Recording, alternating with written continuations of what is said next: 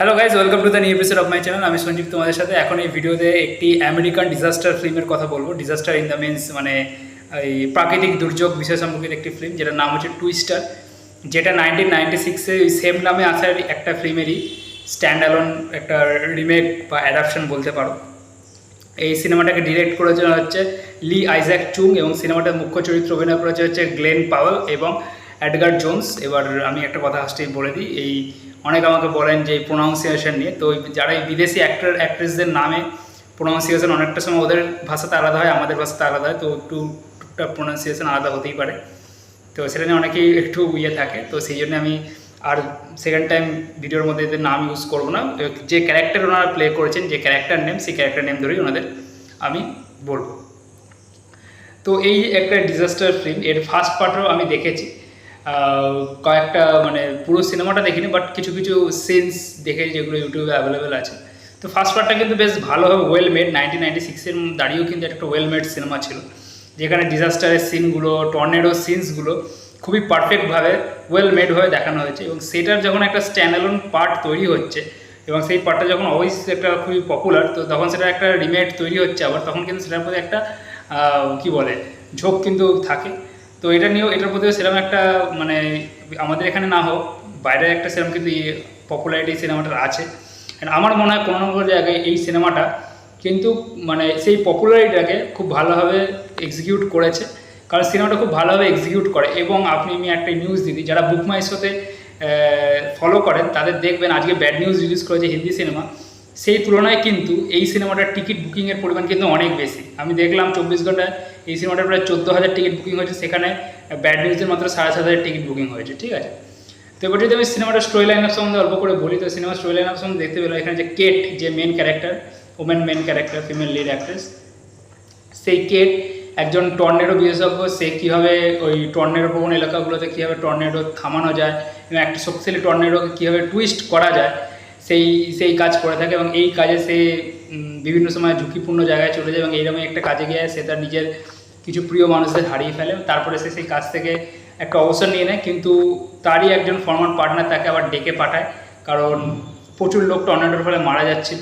এবং সেখানে গিয়ে সিনেমার মূল যে নায়ক, যার নাম হচ্ছে টেলর, তার সাথে তার দেখা হয়। টেলর আসলে একজন টর্নেডো ফাইটার এবং একজন ইউটিউবার, যে ওই টর্নেডোর বিভিন্ন ভিডিও করে সেটা ইউটিউবে পোস্ট করে, এরকম একজন। তার সাথে তার দেখা হয়েছে এবং তারপরে তাদের জার্নিটা কীভাবে এগোচ্ছে এবং শেষ পর্যন্ত কি কেট পারবে ঘূর্ণিঝড় বা টর্নেডোকে থামাতে বা টর্নেডোর শক্তি কমাতে, সেটাই হচ্ছে সিনেমাটা দেখার মেন বিষয়বস্তু। তো এখানে আমি টর্নেডো যে পার্টগুলো যদি বলি, যে ভিএফএক্সের কথা যদি বলি, কারণ এই টাইপের সিনেমাতে ভিএফএক্সটা মেন। তো ভিএফএক্স কিন্তু দারুণভাবে ওয়ার্ক করে প্রত্যেকটা টর্নেডোর সিনে। সে প্রথমে যেখানে একদম ফার্স্ট যেখানে ইন্ট্রোডিউস হচ্ছে টর্নেডো, যেখানে সবাই তো ওই কেটের সমস্ত যে 4জন বন্ধু ছিল প্রত্যেকে মারা যাবে, সেই সিনটা বলুন, কিংবা সিনেমার মাঝখানের দিকে, মানে মাঝখানের দিকে না, শেষের দিকে একটা ক্লাইম্যাক্সের সিনে যেখানে একটা তাপবিদ্যুৎ কেন্দ্রে পুরো তাপবিদ্যুৎ কেন্দ্রটা পুরো একদম ঘূর্ণিঝড়ের এই টর্নেডোর এর মধ্যে চলে আসে এবং পুরো একদম আগুন নিয়ে একটা পুরো ঘূর্ণি তৈরি হবে। ওই জিনিসটা, প্রত্যেকটা জিনিস কিন্তু খুব ওয়েল হয়ে তৈরি করা। এবং মানে যে টর্নেডো, মানে এটা আমেরিকার, এটা আমার সত্যি কথা, আমেরিকার ওই ওয়েস্ট দিকে কিন্তু টর্নেডো অত্যন্ত বেশি, টর্নেডো প্রবণ এলাকা একটা ওখানে টর্নেডো হয় এবং এখানে শুটিংও ওখানে ওই রকম জায়গাতেই হয়েছে। এবং আপনারা যারা বিহাইন্ড দ্য সিনস ইউটিউবে অ্যাভেলেবল দেখবেন, এরা অনেক সিনস ওই সময়তেই করেছে যে সময় টর্নেডো বেশি ওই এলাকায় আসে।